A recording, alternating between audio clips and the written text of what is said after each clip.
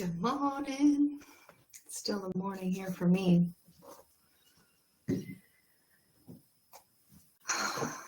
Just let people hop on if they're coming.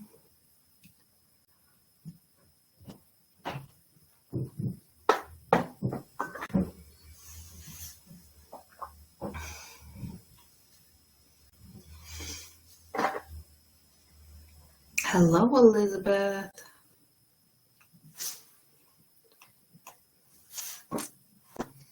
How are you doing? I got too many crystals here.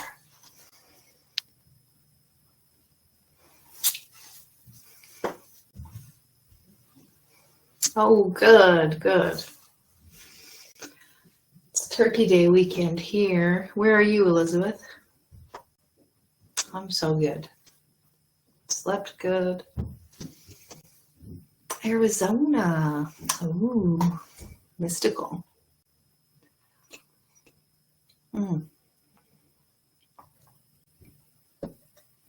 So no Turkey Day this weekend for you. You could have early Thanksgiving if you wanted.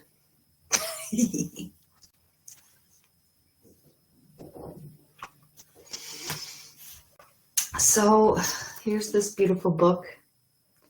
I am so excited to find this on my journey. When I started my journey, before I left for the weekend, I had to stop at my local reserve. And I just had a feeling I'm going to leave some offerings for the little people. I haven't done it in a while. And and then we went up there, got there. It was really mystical vibes. And I found this book at the park store. So I knew I was in magic country.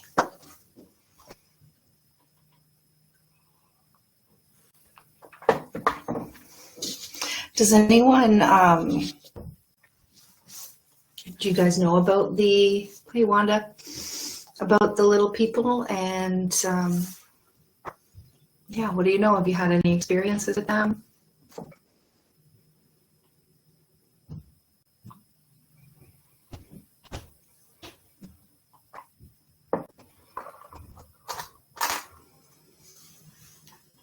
Okay. Well, there's a variety. It's kind of like a whole different realm, like Sasquatches, right? They just live in a different frequency. I've had a few experiences. I used to live near the reserve where I left offerings before my trip. And I was living in a really terrible apartment with crazy people under me. Crazy, but like not my vibe.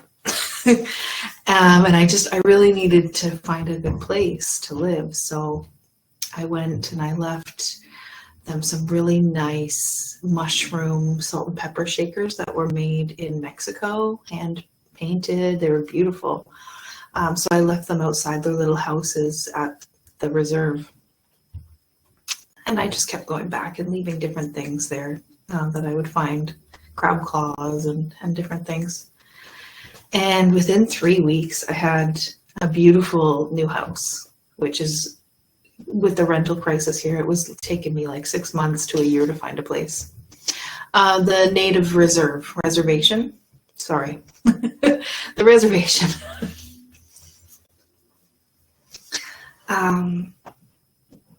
That was amazing. When I moved into my new house, I could feel the Fae world really strong. And there was a loonie on my bathroom counter. So I was like, oh, that's interesting. And then the next morning, there was a loonie outside my door here. So I picked it up and I thought, oh, this is kind of getting weird. And the next day, there was a loonie outside my door in the same exact spot. And then that happened the day after as well. A loonie is a dollar coin. Sorry, Canadian here. A dollar coin, and it's like a gold color coin. And 3 days in a row outside my door, which I thought was really neat. then when we were going on the trip, when I stopped to leave my offerings, I left my phone by accident, which I thought was kind of weird. And then we turned around and my phone was in a safe spot, not in the spot it was, but it was in a safe spot, which I thought was, okay, how did it get here? Like, not too many people go down there and it hadn't been gone long. When we get to the campsite up at Bonnechere Provincial Park in Ontario, Canada, it's kind of close to Algonquin Park. I don't know if you guys know many Canadian landmarks. We're unpacking the back and a loony came flying out with the tent. So I was like, oh, I lost my phone for a reason, I think. Either it just saved me somehow. Who knows, right? So I thought that was really neat. And then finding this book there was awesome. Yeah, so those are my experiences with the Fae, little people, or I think they're all related, really.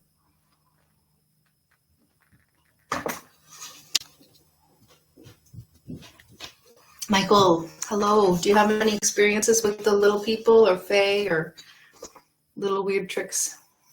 I love you.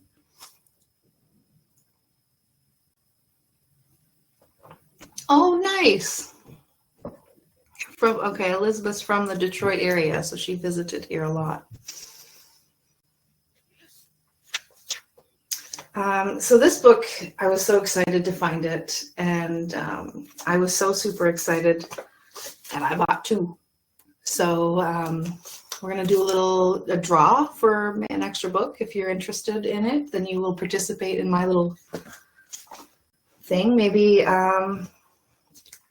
if you post your favorite story, make your own fresh post in the feed of the Community Nexus, your favorite stories and why they're your favorite, and I don't know, what magic that bring to your heart when you heard those stories, then I will put your name in a draw to win a copy of Samuel and the Little People. Okay. So this is the story of the origins of the Little People, the Upsi So I Si Ne Suk, as told in the Journal of Samuel White Wolf. And this kind of goes along with our environmental theme, right? Because although we may seem like the day-to-day is very mundane and kind of boring sometimes, there's actually a lot of magic around you in your physical environment that maybe you just can't see, right? So just opening up our senses and our awareness to the beings around us and the beings that take care of our main environment, the earth, and really that's their purpose, and they're so cherished, right? They cherish the earth. So I think I'm just going to start at the beginning, and then maybe we'll do another reading. We'll continue on if you guys like it. Okay.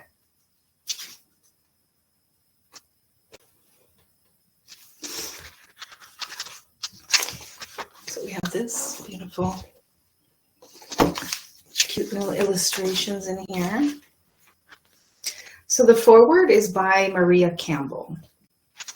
I'm going to read it.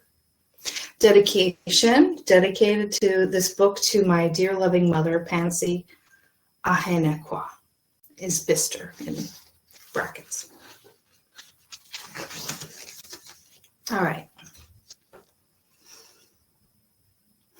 I'm not going to attempt to read. There's, I think it's Cree here, or just native language here. I'm so tired, my Chi-Chi. The little people came to visit me this morning. I just have to sleep for a while. My Chicha murmured a few more words and then sank down into her sleeping mat. She pulled the blanket over her tiny frame and promptly fell into a deep sleep. Chicham, Weto Mohin, a lot of words. I shook her. Chicham, tell me what happened. Don't sleep. But she was out. From 8 years of being her granddaughter, I knew there was no waking her up. My Cheecham slept as hard as a winter bear when she napped, and especially if she had been visiting, not just any old visitors, but the little people. I raced out to tell all my siblings and cousins. There are many nations of little people across our land, and like us who are Cree, Métis, Dene, Assiniboine, and Sioux, they each had their own names with language and cultural differences. But according to our Cheecham, they could also communicate with humans because they had stayed true to their old ways. Some of them were kind and gentle, while others could be mean and suspicious of everything and everybody. Others were shy and most often were never seen. Cheecham's visitors were called Meme Kwayasayak. They were smaller than most, curious, friendly if they liked you, and they had a great love of human things, such as needles, thread, beads, tea, and especially sugar and raisins. On this visit, she had given them all the raisins Mom was saving and told us about her gift to them. Camille Espaya Konoa Equa. We will have good luck now. Dad had laughed and said they better bring us good luck because Cheecham's gifts of all the raisins meant no pie for her birthday, which is what Mom was saving them for. That evening, as the old people sat around drinking their last cup of tea, they told stories of the different encounters they had or had heard about the little people. Some of them lived by the rivers, they said, their homes deep in the small caves and tunnels on the steep banks. They were river travelers, paddling their tiny crafts into the currents and floating to their destinations.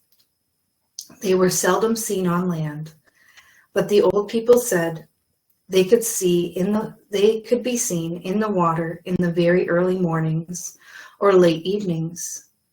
And they were beautiful singers, one old lady said, and would sometimes be heard, their tiny, sweet voices drifting over the land. They sound so beautiful. You just know you have been blessed when you hear them. Others called Pikasisak were taller and lived in the forest close to the muskeg, the pine trees, and the tamarack. They loved the pitch from those trees and used it for most everything, including medicine. That was where our old Uncle Patrice got the medicine he used on his horses and for the people. Nearly everybody, from the oldest to the youngest, had stories of how they had been doctored with just boiled pico. Pico means the pitch or sap that hangs in strings or in little bunches on the trees. It also made for wonderful chewing gum. When Uncle mixed it with vanilla, it cleaned your teeth, making them gleam as white as snow. But you had to have the recipe. The Pico Sisak had given Uncle Patrice the recipe in exchange for snuff. Dad said pico was also used in olden times to seal the seams when making canoes. And then there was Cheecham's Meme Kwaya Sisak. We never saw them, but we loved them because she loved them. Whenever we were on the land, especially by the lakes, we would always leave beads or long lengths of Mom's embroidery thread. We always had these in our pockets for offerings, so they would take care of us as we went about setting our rabbit snares or picking berries and pakanak, wild nuts. There were others too, but our people only knew the local ones who lived among us. I never saw one my entire life until many years later when I became a grandmother. My first grandchild, Thomas John Edward Oliver, TJ for short, and his two friends, Stephen and Luke, came across an old man sitting on a big rock in the middle of a South Saskatchewan river when they were about 8 years old. They had been playing just upstream from Gabriel's Crossing when they came running home to tell us. They said The old man looked at them, and when they asked him if he was fishing, dove into the water and never came up. They were scared he had drowned because he was so old. Well, my friend, Beth Kuthland, the boy's mom, called the RCMP. I raced out with the boys to the place where the old man had jumped into the water. When Beth arrived with the RCMP, they looked everywhere but saw nothing. And when the boys described the old man as being about 1 foot tall, with long, long hair and a beard, the police laughed. Sounds like some old elf, one of them said to the other, and they left. That evening, an elder from One Arrow Reserve dropped by for a visit. We told him about the old man, and he wasn't the least bit surprised. He told us that this was one of the places where the Mimikwesiak had been seen over the years. He said when he was a boy, the old people had many stories about them, but like everywhere else, these stories were seldom told anymore. He told the boys they were very fortunate because not many people ever saw them, even in olden times.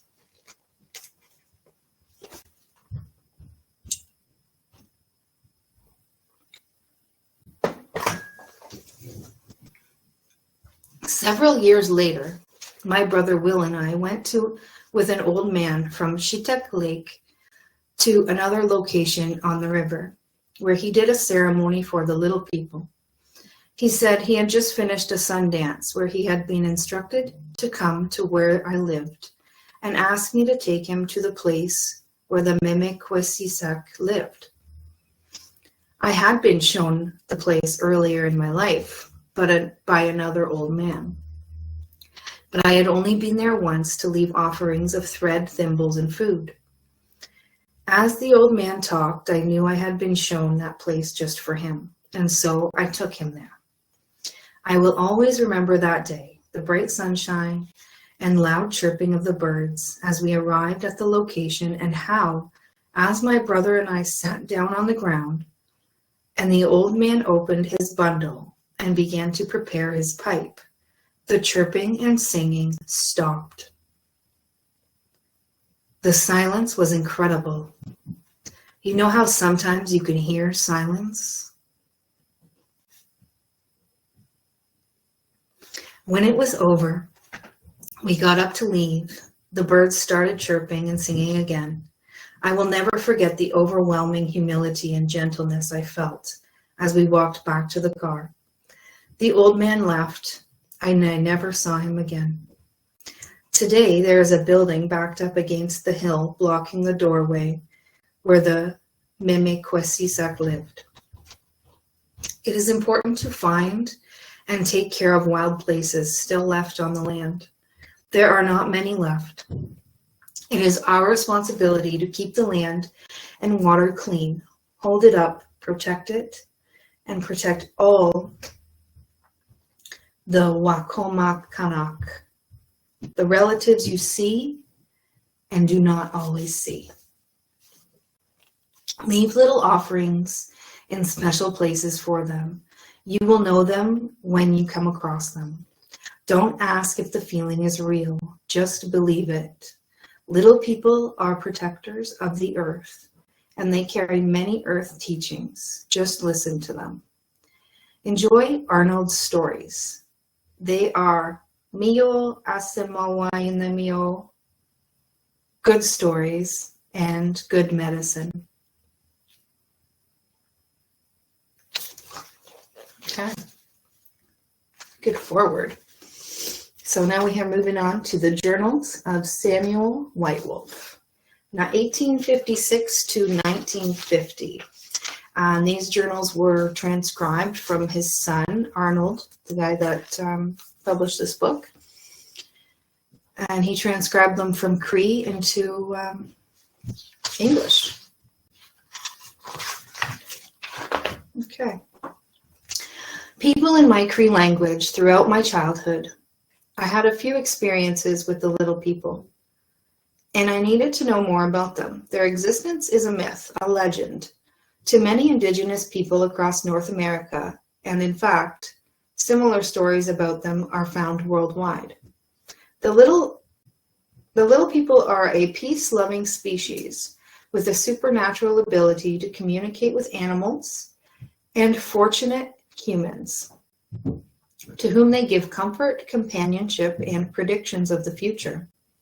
I have heard reports of them misleading people or influencing them to perform misdeeds, but those I met were kind and helpful. Descriptions of the Absiso Aisinesuk are vague and assorted. I think this is natural, since they are usually seen by individuals who describe them according to their own perception. Sightings by groups are rare. Many have seen their tiny footprints, perhaps around abandoned home sites, but few, especially in our civilized society, have had individual encounters. Mr. White Wolf, as it turns out, is an ancestor of mine. I discovered his journal in my deceased Mosham's grandfathers in brackets, belongings, kept by our family. His name was often mentioned in our family history conversations, but I never heard of him having a connection to the little people. I am sure there were stories, but over time, generations took less and less interest in them, considering them tales of delusion and nonsense. I have had experiences with the little people, so I decided to bring Samuel's journal to light, transcribing them from Cree syllabics into English. I hope his life experiences enrich your life and help you to believe there is more, much more to our sometimes mundane lives than we think here in the physical realms. All right. Moving in. Everyone okay? Everyone comfy? Have a tea?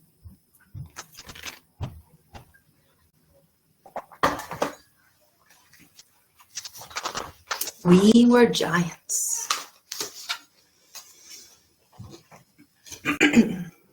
So this is from the journal. Napasis, I asked cautiously. Call me Nap. We're good friends now. It's quicker to say. Okay, Nap. Hey, don't say it too much, he joked with his laughter sounding tiny and bright.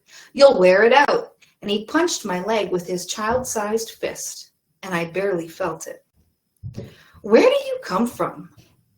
How did you come to be? And why are you still here? People say, Absiso esinesuk are fiction, myth, only real and ancient legends that died many, many generations ago.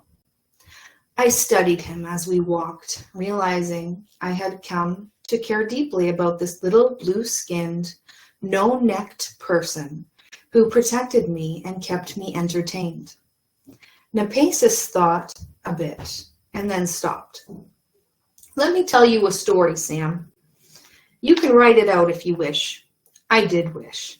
So we sat on the grass and I pulled out my tattered diary to capture his words. Into the far reaches of time, things were magical, you know, not like today. I interrupted Napasis. Some of my elders are still pretty magical. They can make it rain if they want. My Musum can call forth a strawberry plant to grow in the snow if he needs the runners to make a medicine. Of course, but I am talking about a time when animals talked to humans, when the forests of trees were magical places and anything could happen, when everyone believed. I nodded and felt sheepish for interrupting my friend. He smiled at me and continued. In a magical forest, there lived a beautiful girl of a medicine tribe, known for their magical ability. Her name was Walks Far. She was appointed by her elders to go forth and see the world and bring back any news to benefit them or to note things or beings to avoid. Like her kind, she grew to be petite, tiny, with dark hair and eyes. She was of the little people, or Apsiso e Sinisuk.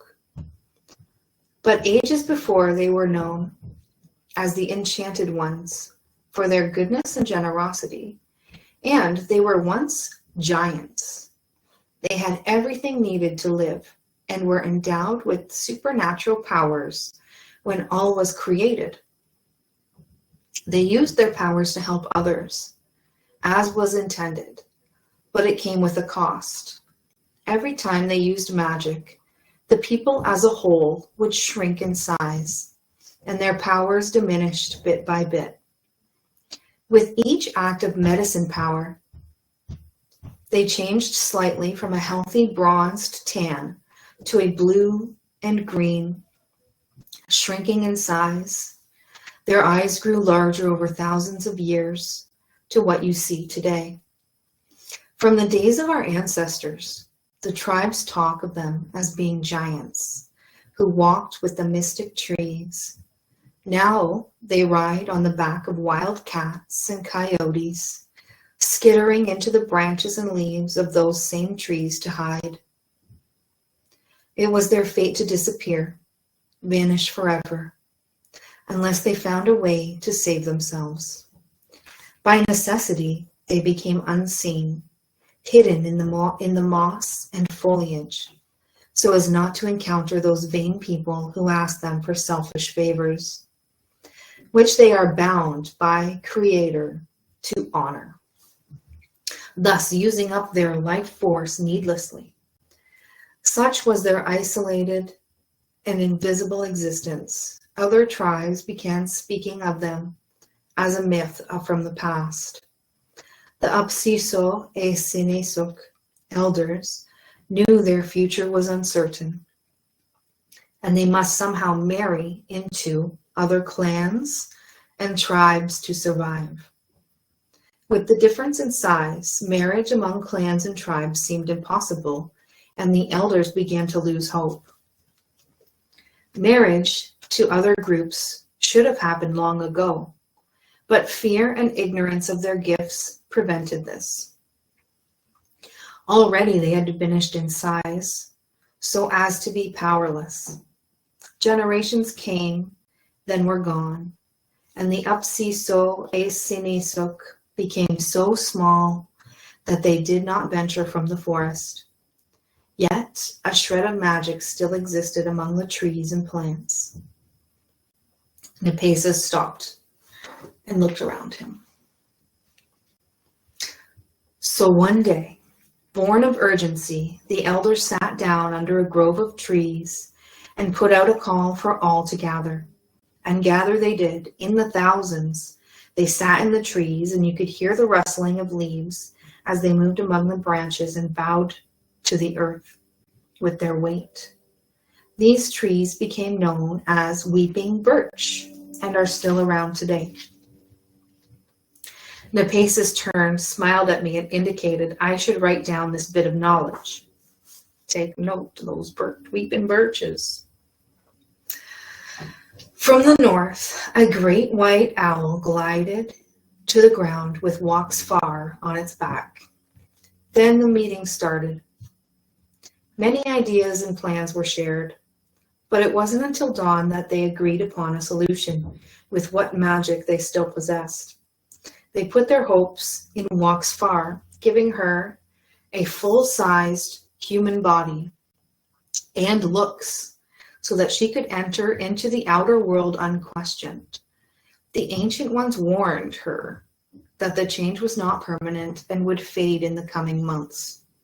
Your time amongst the humans is limited, they told her, and so we are sending our winged friends, the owls, the loons, crows, and ravens, to fly great distances and find you a suitable man of genteel values, so as to shorten the time you will be enchanted. Nepesis paused, then added, these winged ones can, and still do, carry messages from beyond our time and place. He ended, looking at me as if I had best remember this. He continued.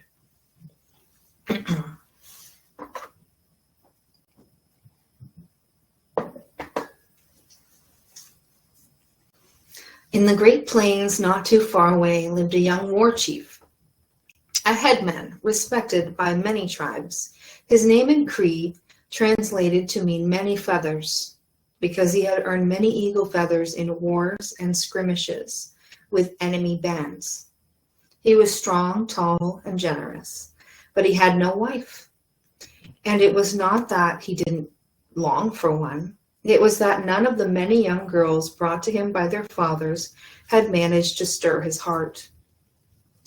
Deep inside, he knew there existed a partner who could fill his days with love and laughter and give him an heir. But so far, she had eluded him, like so many of us. As a long line of women came and went, he worried he would have to marry a woman he did not love.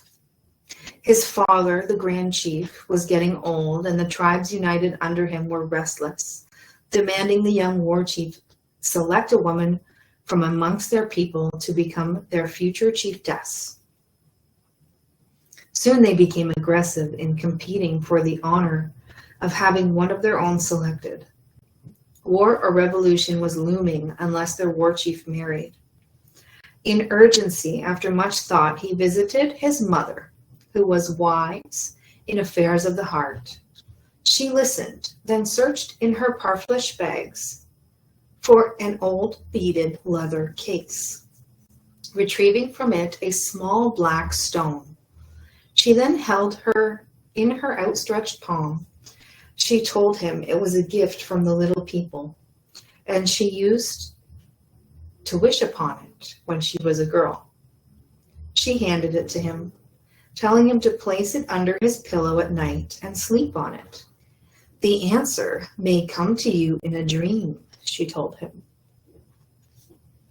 He did as she directed and dreamt about a majestic owl and an enormous birch tree that shone and whispered as its leaves shook.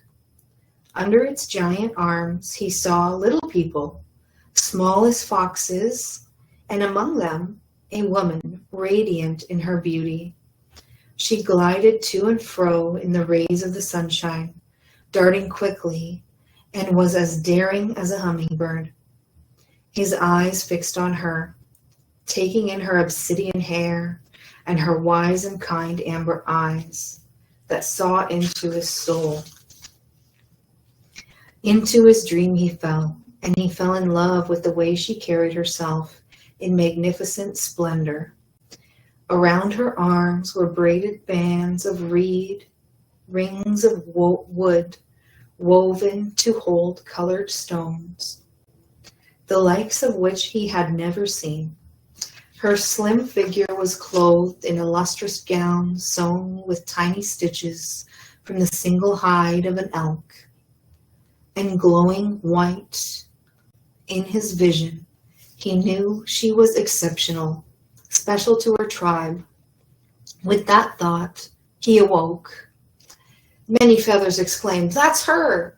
She is the young woman I am to marry." He knew with certainty that she was the one, but where was he to search? He stopped hunting and warring, instead spending his time traveling and scouring the plains and valleys in search of her. He did so in vain. Dismayed, and after many months of sleeping in the rain and living on what small game he could carry, he rode into unfamiliar lands. One night, while lighting his evening fire to cook a skinny rabbit he had managed to snare, he looked up to see a great white owl fly above him and perch on the limb of a tree. Recalling his dream, he followed the owl as it flew away and landed some distance away in the branches of a giant birch, towering in a meadow. Approaching, he saw a slight figure sitting under the tree. Her beauty stunned him. He had found her. Dismounting, he knelt before Walks Far. "I have searched far and wide since you came to me in my dream. I am a war chief of the United Tribes. My name is Many Feathers." With a slight bow, she reached for his hand. "I am called Waxfar of the Little People.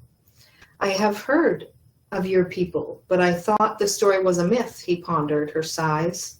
In his dream she was tiny, but here she rose from the ground to stand tall and beautiful. And why was she alone? "We are the forest, seldom seen," Waxfar answered. Oh, we are of the forest, sorry. Many Feathers was certain this was the girl from his dream, and he knew he must act on this blessed meeting without seeming too eager. "Please be my guest at our camp so that we may get to know each other. Your safety and chastity will be guarded with my honor." He bowed graciously and backed away, waiting for her reply. "I feel we are fated to meet, so yes, I accept your invitation." He offered his horse for her comfort, and then the two journeyed to his territory, her trusted great white owl flying after them. Arriving amongst his people, he introduced her to his mother and father and the rest of his tribe. All grew fond of this graceful guest and could not help but notice she would be the perfect wife for Many Feathers. They noted how her love for him shone in her eyes, and they gave Many Feathers their blessing.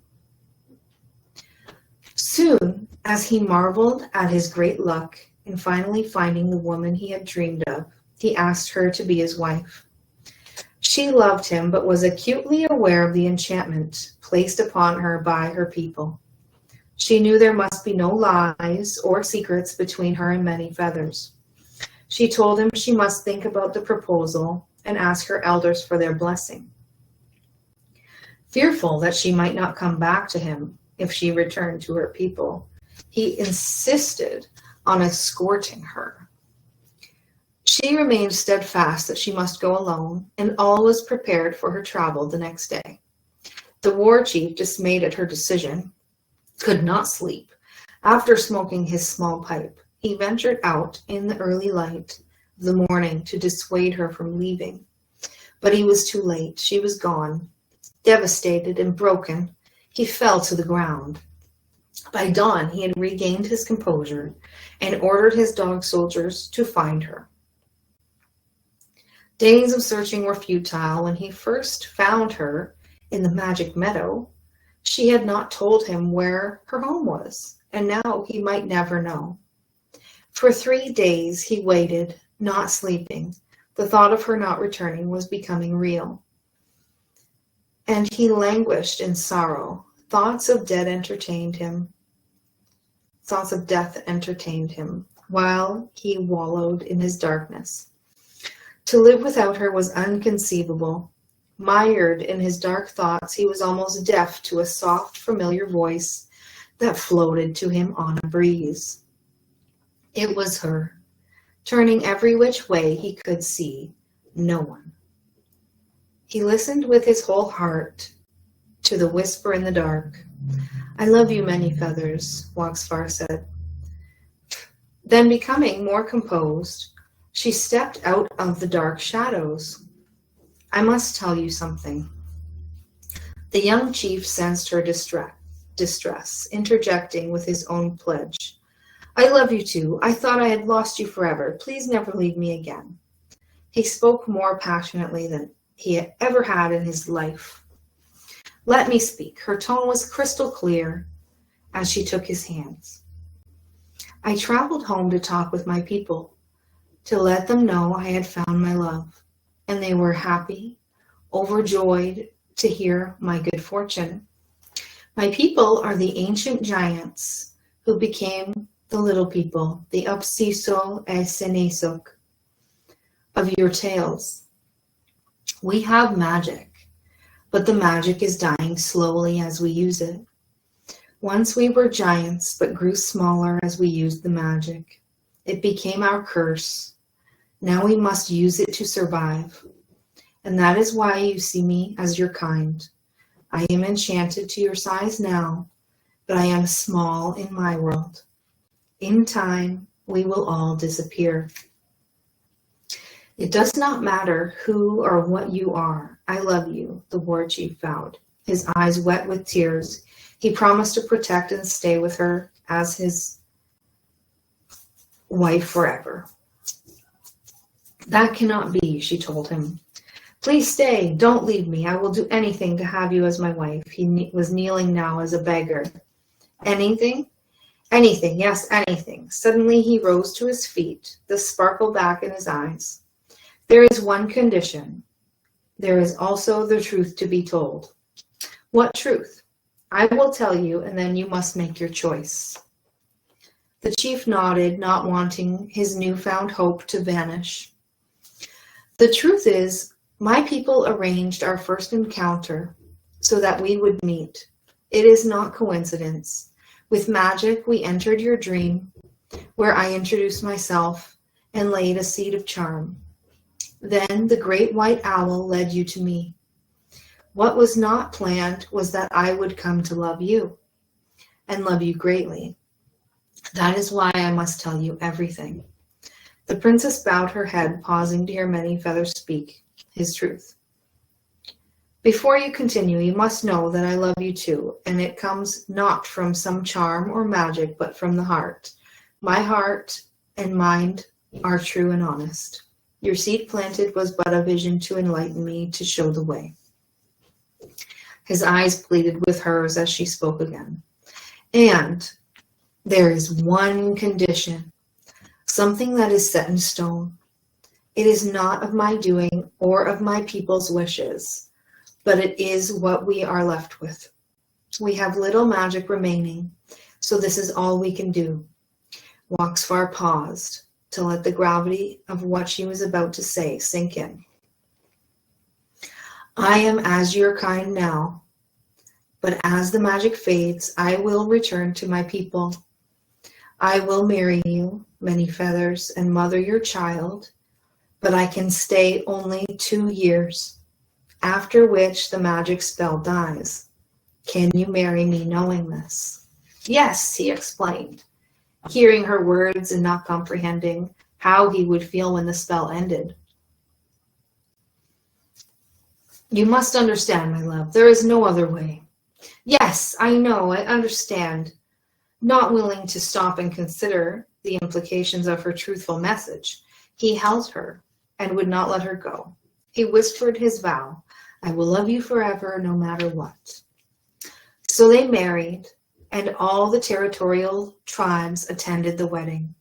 It was a historic event. Shortly thereafter, the young woman became pregnant and bore her husband a son, who was of full size. Both Upsiso e Sinesuk and humans rejoiced. The boy was blessed with gifts from both worlds, and he would pass them on to many of his own children. A passion filled the land. All reveled in this good fortune. The war chief indulged his blessed son with every toy to be found. The young mother nursed him, taught him, and sang mystical lullabies to him that she composed. Friends professed to see a tiny glowing spirit, a bright dancing orb when she sang. Above the mother and child, a great white owl landed and perched on a tree. And a loon harmonized with her voice from far away. During that 2 years, all was beautiful, until the fateful morning when she disappeared. Many Feathers, his heart breaking, searched for endless days and nights until he finally understood the true meaning of her warning on the night he had asked her to marry him. Kind of want to cry. Okay. I can stay for 2 years only, she had said. It finally dawned on him that she meant it, and now she was gone forever. In her absence, her son grew to be a fine leader, stepping into the role of Grand Chief over all of the United Tribes. With his son acting as the new leader, Many Feathers continued searching harder than ever for his missing wife. He disappeared for weeks at a time on his horse. until one day he failed to return. Some would say that they saw him in a distant land following a great white owl. Giants were never more. The Upsiso e Sinesuk vanished, and magic died the day Waxfar left her husband. But if you listen, you can hear her songs carried on a gentle breeze that will enchant you, beguile your senses, and you will see. Nepesis looked down. That is how we survived, by sharing our gifts, our blood through her son and others. Mercifully, we stopped declining in size and powers, although we remain of the stature we are now, small and shriveled, wrinkled, and with pale blue-green skin from hiding in the tunnels, caves, and bushes. Through thousands of years, we have become self-sufficient. We don't need anyone from the outside world. We have become timeless. That is to say, our time is different from yours. But we get lonely too, and we will socialize with certain people whom we choose to be with, and we will help those in need upon occasion. At the end of Nepesis' story, I was perplexed. But Nap, your people gave blood through marriage to others. You didn't receive any. Nepesis smiled. Oh, but we did. You forget. Where do you think the chief disappeared to? And there were two that were born, the full-sized boy and the tiny glowing one that friends saw when Waxfar sang. This little spirit was taken by the great white owl to her mother, Waxfar, to our home. Nepesis turned his slender wrinkled hands, palm up, gazing deeply into my eyes as only he could. And we're still here, he whispered.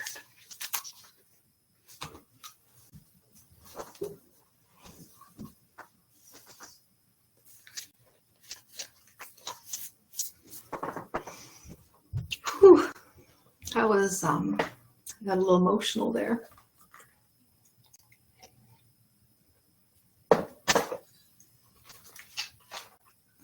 I think that's what we're going to stop, where we're going to stop today. The next chapter is called Mrs. J Talks.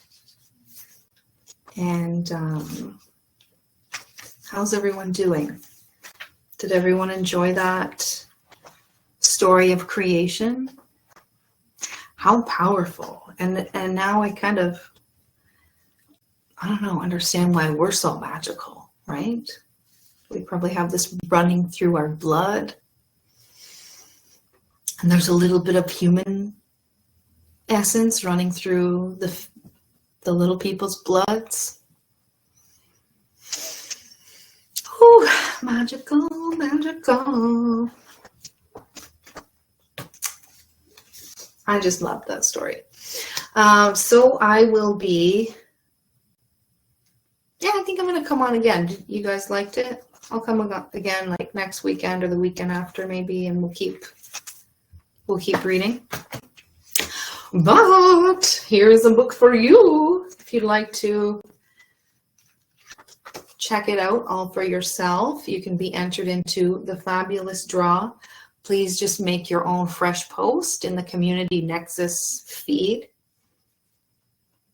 And I'll enter you in a draw, and I'll ship this out to you, no cost, wherever you are in the world.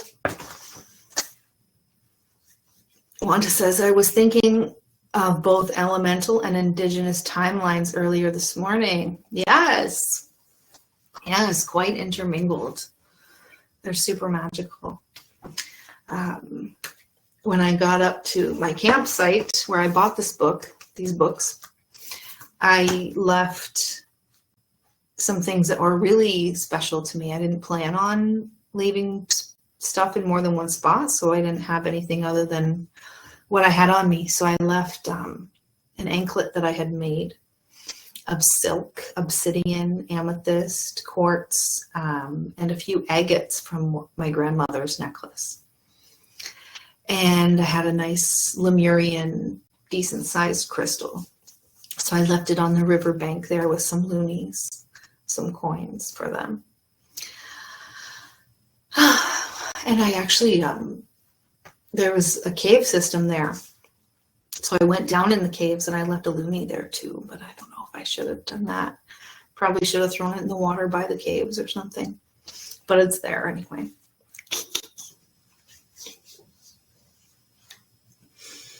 Yeah, so I really encourage you guys to go out and leave a little treat outside in your favorite nature spot. And I think this is really calling all of us to really be stewards of our environments in the home, outside of the home, everywhere. Like every little inanimate object also has consciousness and a soul, right? So how we're treating our things, how we're treating the plants, and everything really matters. Have a spot that I picked out earlier this morning. Oh, yay, nice. Yay, Wanda. I'd love to see if you want to add that to your post. If you're going to enter in for the contest for the book, I'd love to see your spot as well. Yeah, it could be your favorite story, your favorite a spot outside, just anything that inspired you from this book. If you can make your own little post about it, then I will put you in the draw. It doesn't have to be a book or a story. It could be a place, anything that connects you to your environment and nature. And yeah. All right. Well, I love y'all. And I really enjoyed this. If you enjoyed it, please let me know, and we'll definitely continue. I enjoyed reading it to you. Felt really nice. If you received it nicely, then yeah, we're gonna keep going. Yay! Oh, you're so welcome. Bless you all. Thank you so much. And have a good day. Enjoy your spots and connect with nature, and go out and chat with the little people, because they're probably sitting right there and you don't even see them. Oh, thank you. Thank you, Wanda. I have many years experience with children and the hypnosis voice helps. All right. Love you all. Have a great day.